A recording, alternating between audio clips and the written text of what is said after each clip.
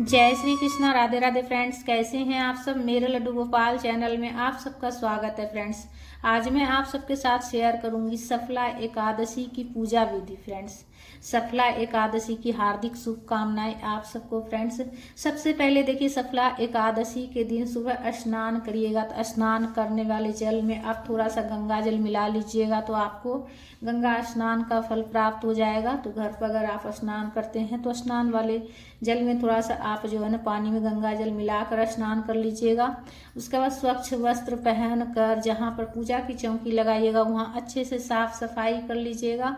और साफ सफाई करने के बाद पूजा की चौकी लगा लीजिएगा और पूजा की चौकी लगाकर पीले रंग के कपड़े का आसन दे दीजिएगा चौकी के ऊपर। विष्णु भगवान जी के किसी भी रूप का आप पूजा कर सकते हैं फ्रेंड्स।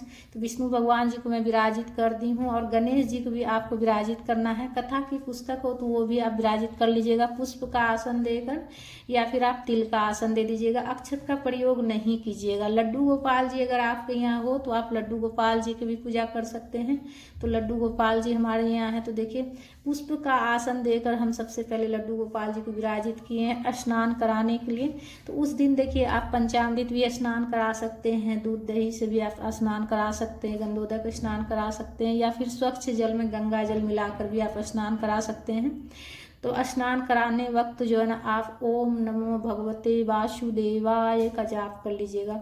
ओम नमो भगवते वासुदेवाय, ओम नमो भगवते वासुदेवाय, ओम नमो भगवते वासुदेवाय। इस प्रकार से आप जो है ना ओम नमो भगवते वासुदेवाय का जाप करते हुए आप अपना पूजा संपन्न कीजिएगा। लड्डू गोपाल जी को अच्छे से स्नान करा लीजिएगा। अच्छे से स्नान कराने के बाद कोई कॉटन का कपड़ा हो या कोई हैंकी हो, अच्छे साफ सुथरा हैंकी हो या कोई कपड़ा हो, तो उससे आप लड्डू गोपाल जी का बदन अच्छे से पोंछ दीजिएगा। और स्नान वाले जल को इधर उधर नहीं फेंकिएगा। पूरा परिवार थोड़ा थोड़ा चरणामृत ग्रहण कर लीजिएगा। उसके बाद जो है ना जो जल रहेगा स्नान वाला वो आप जो है ना तुलसी के पेड़ में उस दिन नहीं डालिएगा, इसलिए कि तुलसी माता का भी व्रत रहता है। तो इसलिए आप जो है तुलसी के पेड़ पौधा को छोड़कर आप किसी भी पौधा में आप डाल सकते हैं इधर उधर, लेकिन नहीं फेंकना है आपको। उसके बाद देखिए, लड्डू गोपाल जी का अच्छे से हम श्रृंगार करेंगे अच्छे से। तो देखिए, सबसे पहले लड्डू गोपाल जी को देखिए सुगंधित इत्र बहुत ज़्यादा बेहद पसंद है, सुगंधित इत्र। तो अगर गुलाब का इत्र हो तो आप लड्डू गोपाल जी का जो भी मतलब आपके पास इत्र हो, सुगंधित इत्र हो, तो आप लड्डू गोपाल जी का अच्छे से मालिश कर दीजिएगा इत्र से। इसलिए कि लड्डू गोपाल जी को खुशबू जो है ना, गुलाब की खुशबू, मोगरा की खुशबू, ये सब चीज़ें बहुत ज़्यादा पसंद है। तो अच्छे से लड्डू गोपाल जी का मतलब पूरा बदन में इत्र से मालिश कर दीजिएगा। उसके बाद स्वच्छ वस्त्र पहना दीजिएगा, साफ सुथरा धुला हुआ वस्त्र होना चाहिए एकादशी के दिन। जैसे कि एक दो बार जैसे पहनाए हैं और जैसे खोल कर रखे हैं वही वस्त्र जैसे कि आप नहीं पहनाइएगा, उस दिन धुला हुआ वस्त्र होना चाहिए। एकादशी के दिन लड्डू गोपाल जी को अच्छा साफ सुथरा धुला हुआ वस्त्र होना चाहिए। अगर पीला रंग का वस्त्र हो तो बहुत ही अच्छा रहेगा, इसलिए कि लड्डू गोपाल जी को भी पीला रंग बहुत ज़्यादा पसंद है और लड्डू गोपाल जी विष्णु भगवान जी के ही बाल स्वरूप है। तो देखिए, सफला एकादशी का व्रत करने से जिस भी काम में आप सफलता चाहते हैं, नौकरी में, कारोबार में, बिजनेस में, जिसमें भी आप सफलता चाहते हैं, अगर आप सफला एकादशी का व्रत करते हैं और विष्णु भगवान जी का पूजन करते हैं नियम से, इसमें रात्रि में जागरण का भी बहुत ज़्यादा महत्व होता है फ्रेंड्स।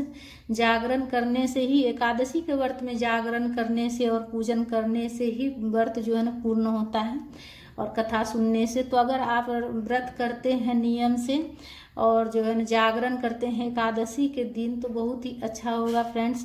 सफला एकादशी का व्रत करने से सभी काम में आप, जो भी काम में आप सफलता चाहते हैं, पढ़ाई लिखाई, कारोबार से जुड़े हुए, नौकरी से जुड़े हुए, जिसमें भी आप सफलता चाहते हैं उसमें आपको सफलता मिलेगी। गौ माता की भी उस दिन जो है ना पूजा की जाती है। एकादशी के दिन गौ माता की भी सेवा जरूर करें। आप गौ माता को फल खिलाएं और चारा खिलाएं गौ माता को। उस दिन जो है ना एकादशी के दिन जरूर से जरूर एक गौ माता की भी सेवा जरूर करें। तो सबसे पहले देखिए, लड्डू गोपाल जी का स्नान कराने के बाद वस्त्र पहनाने के बाद हमने तिल का आसन देकर दीपक को प्रज्वलित करके हम रखे हैं, इसलिए कि हमारी पूजा का साक्ष्य दीपक होता है। तो सबसे पहले दीपक हम प्रज्वलित कर लिए। उसके बाद सबसे पहले स्वच्छ जल में गंगा जल मिलाकर जल के छींटे देकर हम विष्णु भगवान जी को भाव स्नान करा लेंगे और गणेश जी को भी हम भाव स्नान करा लेंगे।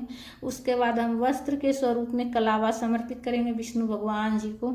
विष्णु भगवान जी की इस दिन विशेष रूप से पूजा की जाती है। एकादशी का व्रत और एकादशी दिन जो होता है वो विष्णु भगवान जी को बेहद प्रिय होता है फ्रेंड्स।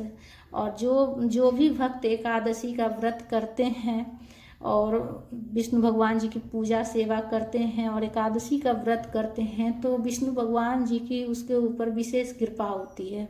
जो भी एकादशी का व्रत करते हैं तो उसके ऊपर विष्णु भगवान जी बहुत ज़्यादा प्रसन्न रहते हैं। तो देखिए, जनेऊ हो तो जनेऊ भी जरूर आप गणेश जी को चढ़ा लीजिएगा और विष्णु भगवान जी को भी समर्पित कर लीजिएगा। जनेऊ को थोड़ा सा पीला रंग से, पीला हल्दी से आप हल्दी से कलर कर लीजिएगा। तुलसी हो तो तुलसी भी जरूर विष्णु भगवान जी को समर्पित कीजिएगा। और तुलसी की माला हो तो वो भी आप पूजा में चढ़ा सकते हैं, विष्णु भगवान जी को पहना सकते हैं। तुलसी की माला मैं पहनाई हूँ। उसके बाद तिलक कर लेंगे हम पीला वाला चंदन से विष्णु भगवान जी को। तस्वीर में जितने भगवान जी हैं सभी को हम तिलक कर लेंगे पीला वाला चंदन से। और गणेश जी को रोली से तिलक कर लेंगे। जिस भी कलर का फूल हो, माला हो, चढ़ा लेंगे, चढ़ा दीजिएगा। पीला रंग का अगर देखिए, पीला रंग अगर फूल हो तो सबसे अच्छा रहेगा, इसलिए कि विष्णु भगवान जी को पीला रंग बेहद पसंद है। और जब विष्णु भगवान जी का पसंदीदा चीज़ आप चढ़ाइएगा तो और ज़्यादा विष्णु भगवान जी प्रसन्न होते हैं। तो देखिए, उस दिन जो है ना विशेष रूप से गुड़ का भोग लगाया जाता है। तो सबसे पहले हम गणेश जी को भोग लगाएंगे, जल का भोग लगाएंगे और गुड़ का भोग लगाएंगे और तिल का भोग लगाएंगे। सफला एकादशी के दिन जो है ना गुड़ और तिल पूजा में चढ़ाया जाता है। और तिल और गुड़ ग्रहण भी किया जाता है। अगर आप व्रत करते हैं तो आप तिल और गुड़ जरूर ग्रहण कीजिएगा प्रभु को चढ़ाकर। और विष्णु भगवान जी को जो हम भोग लगाएंगे उसमें तुलसी पत्ता आपको देना है, ठीक है। तुलसी पत्ता के बिना प्रभु जो है ना भोग ग्रहण नहीं करते हैं। तो आप तुलसी पत्ता जरूर से जरूर विष्णु भगवान जी के भोग में दीजिएगा। गणेश जी के भोग में आपको तुलसी पत्ता नहीं देना है। और विष्णु भगवान जी का प्रिय फल देखिए सभी जानते हैं, केला विष्णु भगवान जी का प्रिय फल है। तो अगर फल में आप भोग लगाना चाहें तो आप केला का भी भोग लगा सकते हैं। सीजन का कोई भी फल आप चढ़ा सकते हैं, लेकिन विशेष रूप से आपको तिल और गुड़ चढ़ाना है उस दिन। और पूजा में कुछ दक्षिणा भी जरूर रख लीजिएगा। बाद में ये दक्षिणा आप किसी पंडित ब्राह्मण को दान कर दीजिएगा। और पूजा में दक्षिणा रखने से हमारी पूजा में अगर कुछ कमी रहती है तो उसकी भी पूर्ति हो जाती है, इसलिए पूजा में आप दक्षिणा कुछ जरूर रख लीजिएगा। धूप प्रज्वलित करके धूप भी दिखा लीजिएगा, ठीक है फ्रेंड्स। तो ये बिल्कुल सरल विधि से मैं आपको बता रही हूँ फ्रेंड्स, बिल्कुल सरल विधि से आप इस तरह से आप पूजा कर सकते हैं। और एकादशी का नियम देखिए एक दिन पहले ही शुरू हो जाता है। एक दिन पहले आपको लहसुन प्याज वगैरह नहीं खाना है, 10वीं तिथि से ही शुरू हो जाता है। तो एक दिन पहले ही आप लहसुन प्याज भी छोड़ दीजिएगा अगर आप व्रत कीजिएगा तो। उसके बाद देखिए हाथ में पुष्प लेकर हम कथा पढ़ लेंगे। खाली हाथ कथा नहीं पढ़ी जाती है, पुष्प ले सकते हैं आप, तिल ले सकते हैं या फिर तुलसी पत्ता ले सकते हैं, ठीक है। और तुलसी पत्ता आपको उस दिन एकादशी वाली दिन नहीं तोड़ना है, ठीक है। एकादशी के दिन तुलसी पत्ता नहीं तोड़ी जाती है, इस बात का ध्यान रखिएगा। एकादशी के दिन तुलसी पत्ता आपको नहीं तोड़ना है। एक दिन पहले ही तुलसी पत्ता आप तोड़ कर रख लीजिएगा। एकादशी वाले दिन तुलसी पत्ता नहीं तोड़ना है। अगर आप किसी कारणवश भूल गए हैं तो अगर तुलसी के पौधा के पास अगर तुलसी गिरा हुआ हो, तुलसी का पत्ता, तो वो भी आप उठाकर आप पूजा में चढ़ा सकते हैं, लेकिन आपको तोड़ना नहीं है, इस बात का ध्यान रखिएगा। उसके बाद कपूर पर प्रज्वलित करके आरती कर लेंगे प्रेम पूर्वक। कर्पूर्ण गौरम करुणावतारम संसार सारम भुजगेंद्रहारम सदा वसंतम हृदयारविंदे भवम भवानी शयितम नमामि। इस प्रकार से आप आरती गाते हुए आरती कर लीजिएगा। उसके सीधे हाथ में जल लेकर आचमनी कर लीजिएगा। आचमनी करने के बाद ही पूजा पूर्ण होती है फ्रेंड्स। पूजा करने के बाद प्रसाद पूरा परिवार ग्रहण कीजिएगा। पूजा की चौकी आपको अगले दिन उठानी है, ठीक है फ्रेंड्स। तो फ्रेंड्स हमारी ये वीडियो में आपको थोड़ा सा भी मतलब जानकारी ज्ञानवर्धक लगी है तो ज़्यादा से ज़्यादा वीडियो को शेयर कीजिएगा। और हमारे चैनल पर अगर नए हैं तो सब्सक्राइब जरूर कर लीजिएगा। सारे 30 त्यौहार का वीडियो देखने के लिए, सभी त्यौहार का वीडियो देखने के लिए चैनल को सब्सक्राइब कीजिएगा, वीडियो को लाइक कीजिएगा और कमेंट में विष्णु भगवान की जयकारा